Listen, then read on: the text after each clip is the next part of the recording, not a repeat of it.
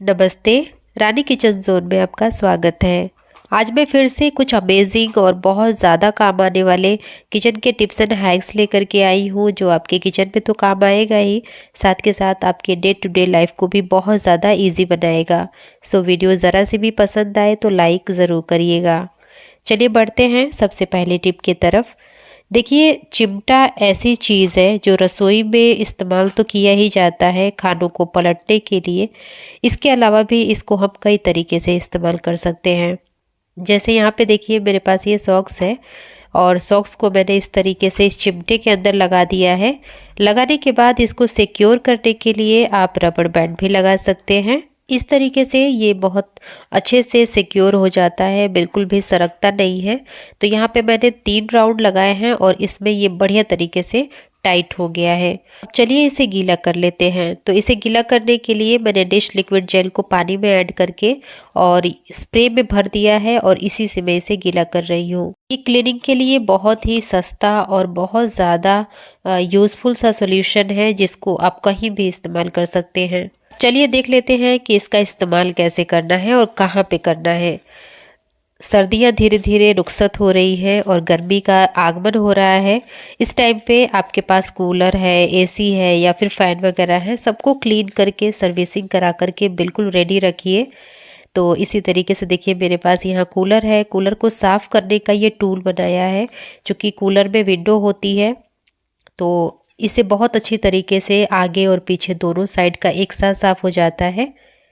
आपके पास अगर आयरन वाला है ना कूलर, तो उसमें ज़्यादा विंडो होती है, तो उसको भी साफ़ करने के लिए इस टूल का इस्तेमाल कर सकते हैं।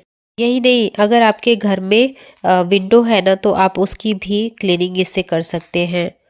तो देखिए, मैं आपके सामने दिखा रही हूँ कि ये सॉक्स कितना ज़्यादा गंदा हुआ है। तो इससे आप अंदाज़ा लगा सकते हैं कि ये कूलर की विंडो जो है वो कितनी ज़्यादा गंदी थी। तो आप भी, आपके घर में इस तरीके का कूलर है तो ये टूल बना करके उसकी क्लीनिंग करके और रेडी रखिए गर्मियों में चलाने के लिए। चलिए बढ़ते हैं अगले टिप की तरफ। देखिए, जो ब्लिंकिट के कागज़ के बैग होते हैं ना, आप उसको यूज़ करके या फिर उसको एक बार इस्तेमाल करके किसी कोने में मत रखिए। आप उसको अलग अलग तरीके से इस्तेमाल कर सकती हैं। जैसे अभी सर्दी जा रही है, तो जितने भी आपके वुलन कपड़े हैं या फिर इस तरीके के इनर है ना, उसको इसके अंदर आप ऑर्गेनाइज़ करके रखिए।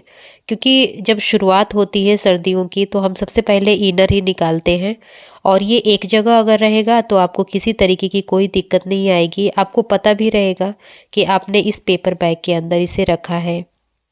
तो मैं तो इसको बहुत ही मल्टीपल तरीके से यूज़ करती हूँ। लगभग मेरी सारी वीडियोस में एक टिप्स ज़रूर होती होगी इस ब्लिंकिट के पेपर बैग की। तो आपने अगर अभी तक नहीं देखा है तो जाकर के चेकआउट भी ज़रूर करिएगा। अब देखिए, इसके अंदर रख करके आप इसको फ़ोल्ड करना चाहते हैं तो आप फ़ोल्ड कर सकते हैं, या फिर स्टेपल लगा दीजिए, या फिर आप इसको चिपका लीजिए। वैसे भी सर्दियों के कपड़ों का गर्मियों में कोई काम नहीं होता है, तो आप इसे चिपका करके रखिए। ये बैग बहुत ही ज़्यादा काम का होता है और मेरे को तो बहुत ज़्यादा पसंद है, तो मैं इसको कभी भी नहीं फेंकती हूँ। इसको इकट्ठा करके रखती हूँ और मैं अलग अलग तरीके से इसको यूज़ भी करती हूँ। अब बढ़ते हैं आगे और देख लेते हैं अगले टिप। यहाँ पे देखिए, मेरे पास ये कैप है और कैप की सबसे बड़ी प्रॉब्लम एक होती है कि इसका जो आगे का ये हैट होता है ना, ये फ्लैट हो जाता है और फ्लैट होने की वजह से इसका लुक तो ख़राब होता ही है, कोई इसे लगाना भी नहीं चाहता है। तो चलिए इसको ठीक कर लेते हैं। एक गिलास ले लीजिए, बड़ी छोटी जैसी भी आपके पास हो, और इस हेड के अंदर डाल करके और इसके ऊपर ना रबड़ लगा दीजिए। थोड़ा सा टाइट ही रबड़ लगाएंगे ना तो ज़्यादा बेटर ये रिज़ल्ट देगा।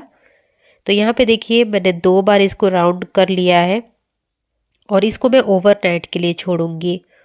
ओवरनाइट के लिए आप छोड़ेंगे ना तो ये जो कैप है ये अच्छी तरीके से जो इसका ओरिजिनल शेप है वो ले लेगा।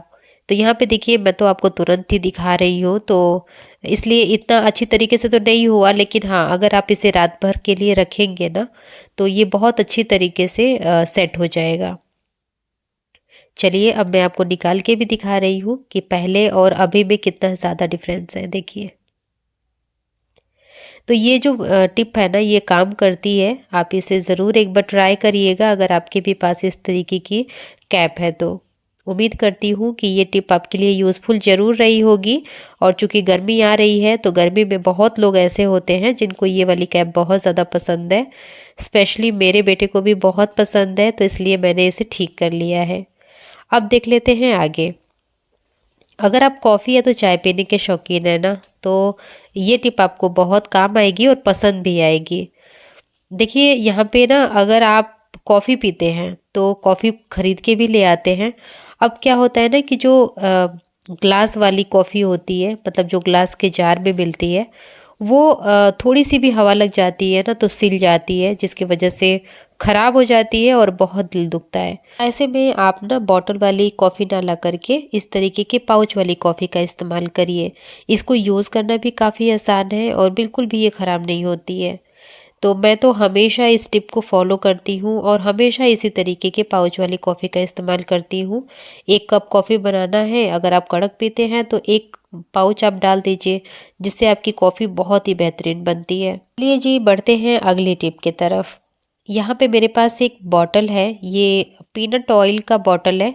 जब ये खाली हो गया तो मैं इसको बिल्कुल नहीं फेंकूँगी, इसको मैं इस्तेमाल करके दिखाऊंगी आपको। देखिए जो इसका बॉटम है ना, उसे आप कट कर लीजिएगा और इसके अंदर ना आप छेद कर लीजिएगा।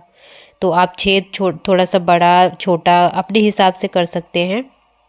अब देखिए इसका इस्तेमाल मैं करूँगी अपने सिंक में। जी हाँ, अगर आपके पास भी इस तरीके की नेट नहीं है ना, तो जो भी खाने का पार्टिकल्स होता है वो जा कर के आपके नाले में फंसता है और आपको पैसा खर्च करने पे मजबूर करता है, क्योंकि जब नाली चौक हो जाती है ना तो उसको सही करवाना बहुत ही ज़रूरी हो जाता है। तो ऐसे में आप इस तरीके के बॉटल के बॉटम का इस्तेमाल करिए, बहुत अच्छी तरीके से वर्क करता है, बिल्कुल स्लिप नहीं करता। देखिए एक बार इसके अंदर आप इसे डाल देंगे ना तो ये इधर उधर हिलता नहीं है और काम भी बहुत बढ़िया करता है।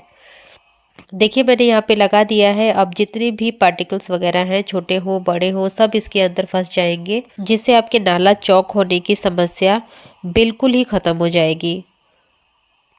जब आपको इसे निकालना हो तब आप इसे निकालिए, अच्छी तरीके से वॉश करिए और फिर दोबारा लगा दीजिए। ये एक बहुत ही आसान और बिल्कुल फ्री ऑफ कॉस्ट जुगाड़ है जो 100% वर्क करता है। आपके पास अगर इस तरीके की समस्या है तो इस टिप को ज़रूर ट्राई करके देखिएगा। हम सभी लोग अपने दांतों को साफ करने के लिए हर दिन ब्रश करते हैं, लेकिन क्या आपने कभी अपने ब्रश की हालत देखी है? अगर आपके ब्रश की हालत कुछ इस तरीके से हो रही है तो चलिए इसको ठीक कर लेते हैं। सबसे पहले आप एक ग्लास ले लीजिएगा और इस ग्लास के अंदर ना टूथब्रश को डाल देना है। इसके बाद इसमें बिल्कुल गर्म खौलता हुआ पानी डाल करके आप इसको ओवरनाइट के लिए रखिएगा। आप देखेंगे कि जितनी भी इसके अंदर दिक्कतें थी, लाइक कई लोगों के जो ब्रश होते हैं उसके अंदर बहुत ज़्यादा गंदगी इकट्ठा हो जाती है, जो कि बिल्कुल अच्छी नहीं लगती है, देखने में बिल्कुल हाइजीनिक नहीं होती है। साथ के साथ अगर आपके ब्रिसल्स बहुत ज़्यादा फैल गए हैं तो ये भी काफ़ी हद तक ठीक हो जाते हैं। मतलब आप उसको नेक्स्ट 2 से 3 महीने तक और इस्तेमाल कर सकते हैं। तो इस टिप को भी आप ट्राई ज़रूर करिएगा। अब बढ़ते हैं आगे। चाकू एक ऐसी चीज़ है जिसका इस्तेमाल हम अपने किचन में रेगुलर बेसिस पे करते हैं। जब इसका बहुत ज़्यादा इस्तेमाल हो जाता है तो इसका शार्पनेस थोड़ी कम हो जाती है, जिसकी वजह से आपको कटिंग या तो चॉपिंग में दिक्कत आने लगती है। तो इसके लिए आप एक कप ले लीजिए सिरेमिक का, इसके ऊपर थोड़ा सा टूथपेस्ट डाल करके और इसके साथ थोड़ा सा नींबू का जूस ऐड कर देना है। अब ये दोनों चीज़ें इतनी बढ़िया तरीके से रिएक्शन करेंगी ना कि इस पे आप अपने चाकू को रगड़ेंगे तो उसका जो शार्पनेस है वो धीरे धीरे करके वापस आने लगेगी। अगर आपको यकीन नहीं है तो इस टिप को एक बार ट्राई ज़रूर करिएगा। तो देखिए यहाँ पे आपको थोड़ा मेहनत करनी पड़ेगी। थोड़ी देर तक आप इसे रगड़ेंगे तो देखेंगे कि इसका जो कलर है ना वो चेंज होने लगता है और थोड़ा थोड़ा ये काला काला सा दिखने लगेगा। तो यहाँ पे रगड़ते हुए मुझको लगभग 5 मिनट तो हो ही गए हैं। चलिए आप इसे मैं वॉश करके भी आपको दिखाऊंगी। तो ये बहुत आसान सा तरीका है इसको घर में शार्प करने का, क्योंकि आप इसे मार्केट लेकर के जाएंगे ना तो आपका किराया तो खर्च होगा ही, साथ के साथ आपकी मेहनत भी हो जाती है। तो ये आजमा लीजिए, टिप बहुत छोटी सी है लेकिन काम की है। अब बढ़ते हैं आगे। यहाँ पे देखिए मेरे पास एक शू है। और इस तरीके के जो शू होते हैं ना, कई बार हम इस्तेमाल नहीं करते या फिर हम एक्स्ट्रा ख़रीद करके ले आते हैं, तो क्योंकि हम लोगों की आदत होती है कि ख़रीदने जाते हैं एक चीज़ और ख़रीद करके ला देते हैं कई सारी चीज़ें। इसी तरीके से मैं यहाँ पे बच्चे का ये शू खरीदी हूँ और मेरे को बहुत ज़्यादा दिक्कत होती है अगर ये ख़राब होता है या फिर इस पे मिट्टी वगैरह चिपकती है तो इसके लिए क्या करना है कि आपको एक फॉइल पेपर लेना है। फॉइल पेपर को आप कटिंग कर लीजिए और कटिंग करके ना इसके ऊपर आप चिपका दीजिए। आगे पीछे सारे जगह इसे चिपकाना है ताकि कहीं से भी इसके अंदर धूल मिट्टी ना जाए। अब यहाँ पे देखिए मैंने इसको अच्छी तरीके से रैप कर दिया है। अब आपको लेना है एक ड्रायर। जी हाँ, आप ड्रायर से ना इसको अच्छी तरीके से हवा दे दीजिए, क्योंकि इसके ऊपर जब गर्म हवा पड़ेगी ना तो ये बहुत अच्छी तरीके से स्टिक हो जाएगा। तो देखिए सब कुछ मैं आपके सामने ही करके दिखा रही हूँ, आपको किसी भी तरीके का कोई डाउट नहीं होना चाहिए। अगर आपको ये टिप पसंद आई तो एक बार मेरे कहने से ट्राई ज़रूर करिएगा। ऐसा करने से जो ये क्लिंग फिल्म है ना, बहुत अच्छी तरीके से स्टिक हो जाती है और एकदम ये धूल मिट्टी से प्रोटेक्ट रहता है। जब आपको पहनना हो तो आप इसको निकालिए और पहनिए। बिल्कुल, ये चूँकि लेदर है तो लेदर बहुत जल्दी ख़राब हो जाता है अगर उसकी केयर ना की जाए तो महंगी चीज़ें खरीदते हैं तो देखिए उसकी केयर तो बिल्कुल करनी पड़ती है। अब मैंने इसको बहुत ही अच्छे तरीके से सिक्योर कर दिया है, इसमें कोई दिक्कत नहीं आने वाली। तो आप भी इस टिप को यूज़ करिएगा और अपने एक्सपीरियंस को ज़रूर हमसे शेयर करिएगा नीचे कमेंट बॉक्स में। चलिए बढ़ते हैं अगली टिप के तरफ। देखिए इस तरीके के जो अप्लायंसेस होते हैं ना, उसको रखना और उसको संभालना बहुत ज़रूरी है, क्योंकि चूँकि ये कॉर्ड होता है, कॉर्ड को ज़रा सा भी आप इधर उधर करके रख देते हैं ना तो ये ख़राब हो जाता है। तो चलिए इसके वायर को फोल्ड करने का तरीका देख लेते हैं। देखिए एक लूप बनाइएगा ऊपर के साइड पे और फिर जितने भी वायर बच रहे हैं ना उसको आप रोल कर दीजिएगा। ऐसा करने से एक ऊपर भी लूप बनता है और नीचे भी लूप बनता है। नीचे वाले लूप को आप खींचेंगे तो ऊपर लॉक लग जाता है। अब इसको आप कहीं भी हैंग कर दीजिए। बढ़ते हैं नेक्स्ट टिप के तरफ। देखिए हम सबके घर में छोटे बच्चे होते हैं, जब वो इनिशियल एज में होते हैं, जब उनको लिखना हम सिखाते हैं तो उस टाइम पे ना उनको बहुत ज़्यादा दिक्कत होती है, उनके हाथों में पेन हो जाता है और वो लिखने से भागने लगते हैं। तो ऐसे में देखिए एक छोटी सी टिप आप आजमा करके देख सकते हैं। यहाँ पे रबड़ बैंड ले लीजिए और जैसे मैंने लगाया है ना बच्चे के हाथ में, उसी तरीके से आप इसके हाथ में लगा करके और फिर इसमें पेन को फंसा दीजिए। फंसाने के बाद जब भी इससे राइट करवाएंगे ना तो इससे एक सपोर्ट मिलेगा और बच्चे बिल्कुल भी नहीं थकेंगे। तो ये बिल्कुल आजमाई हुई टिप है, मैं तो इसको अपने बच्चे पे करके देखी हूँ। अगर आपको यकीन ना हो तो आप एक बार इसे ट्राई करके देखिएगा, ये 100% वर्क करती है। चलिए बढ़ते हैं अगली टिप के तरफ। देखिए हम मेरे पास ना ये चॉपर है और चॉपर का इस्तेमाल लगभग हम सभी लोग अपने किचन में करते हैं अपने काम को आसान करने के लिए। लेकिन इसके साथ एक बहुत बड़ी समस्या होती है कि इस तरीके के जो डोरी वाले चॉपर होते हैं ना वो बहुत जल्दी ख़राब हो जाते हैं। मैंने देखा हुआ है ऐसा चॉपर, शायद मैंने 2 या तो 3 मंगाया है और सबसे बड़ी दिक्कत यही होती है इसके डोरी में। जी हाँ, जब आप इसको खींचते हैं ना तो कई बार इसकी डोरी टूट जाती है और ये ख़राब हो जाता है। तो ऐसे में क्या करिए कि आप वैसलीन ले लीजिए और इसका जो डोरी है ना उसके ऊपर आप अच्छी तरीके से लगा दीजिए। इससे क्या होगा कि इसके अंदर ना एक चिकनाई आ जाएगी, जिसके वजह से जब आप इसे खींचेंगे तो इसकी जो रगड़ है वो बहुत स्मूथली जाएगी। अब जब स्मूथ हो जाएगी इसकी डोरी तो इसके टूटने का चांस थोड़ा कम हो जाता है और ये चॉपर लंबे टाइम तक आपके काम को आसान करेगा। तो एक बार मेरे कहने से ये टिप ट्राई करिएगा, मेरे को तो फ़ायदा मिला। आई होप आपको भी इससे लाभ होगा और इस तरीके से जो आपका चॉपर है ना वो काफ़ी लंबे टाइम तक ठीक रहता है। इसके साथ ही चलिए इसके ब्लेड को भी शार्प करने का तरीका बताती हूँ। आप जो घर में नमक खाने में इस्तेमाल करते हैं ना इसके अंदर डाल दीजिए और डालने के बाद ना इसको लगा दीजिए कुछ इस तरीके से और इसके बाद आप इसको ना मूव करिए, मतलब इसको चलाइए। जैसे ही आप इस तरीके से 10-12 बार खींचेंगे ना आप देखेंगे कि जो नमक है उसकी वजह से इसकी जो धार है वो तेज हो जाएगी और ये बहुत अच्छी तरीके से शार्प हो जाएगा और काम भी बढ़िया करेगा। तो उम्मीद करती हूँ कि ये भी टिप आपको पसंद आई होगी। अब बढ़ते हैं आगे। देखिए, अगर आप खाना बनाते हैं ना तो ये वाला हादसा हमेशा होता रहता है, तो इस दूध को भी मैं नुकसान नहीं होने दूंगी। चलिए मैं बताती हूँ कि इसका इस्तेमाल कैसे करना है। सबसे पहले तो इसे आप इकट्ठा कर लीजिए किसी बर्तन में, और इसके बाद ना जितना दूध है उसका आप 4 से 5 गुना पानी ऐड करिएगा।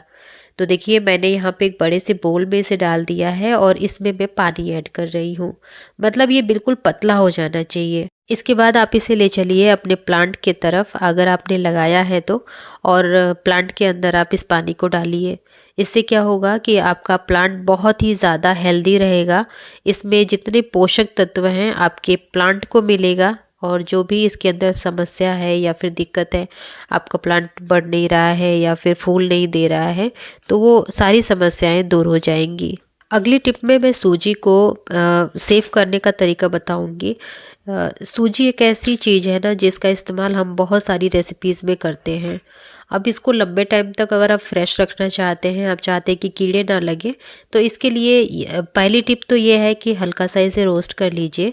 अगर आप उसे नहीं करना चाहते हैं तो जहाँ भी आप सूजी को स्टोर करते हैं उस पर 3-4 लौंग के दाने ज़रूर डाल दीजिएगा। इससे क्या होगा कि ये लंबे टाइम तक एकदम फ्रेश रहेगा। अब देख लेते हैं अगली टिप। देखिए, अगर आप भी इस चीज़ से परेशान हैं कि आप जब दही जमाते हैं तो अच्छी नहीं जमती है, तो इसके लिए आपको 2 तरीके बताऊंगी मैं। सबसे पहला तरीका ये है कि जिस भी दूध में आप दही जमा रहे हैं ना, उसमें से थोड़ा सा दूध एक कटोरी में निकाल लीजिए और उसमें मिल्क पाउडर ऐड कर दीजिए। ऐसा करने से जो दूध की कंसिस्टेंसी होती है ना, वो गाढ़ी हो जाती है, और जब आप इससे दही जमाएंगे तो बहुत ही अच्छी और थक्केदार जमेगी। तो यहाँ पे देखिए, मैंने दूध के अंदर इसे ऐड कर दिया है। अब मैं बताती हूँ, अगर इस तरीके से भी आपकी दही नहीं जमती है तो ये वाला भी तरीका आप ट्राई करिएगा। आप ना दूध को कैसरोल में रख दीजिएगा और कैसरोल में ही दही को जमाइएगा।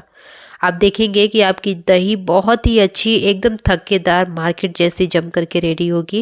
मैं तो जब मेरे से दही नहीं जमती है ना, क्योंकि दही जमाना ना सच में एक ट्रिकी काम है, कई बार नहीं जमती है। सर्दियों में तो हम बहुत ज़्यादा परेशान हो जाते हैं। तो आप भी ये वाला तरीका ट्राई करिएगा, डेफिनेटली आपको इससे फ़ायदा होगा। चलिए बढ़ते हैं आगे। यहाँ पे मैंने आलू ले लिया है और आलू को मैंने ना कद्दूकस कर लेना है। तो देखिए, मैं इसे कद्दूकस करके दिखाऊंगी और कहाँ पे इसे इस्तेमाल करना है वो भी मैं आपको बताऊंगी। तो अगर आपके पास ना सिलाई मशीन है तो सिलाई मशीन में आपने देखा होगा कि कई बार ना जंग पकड़ लेता है।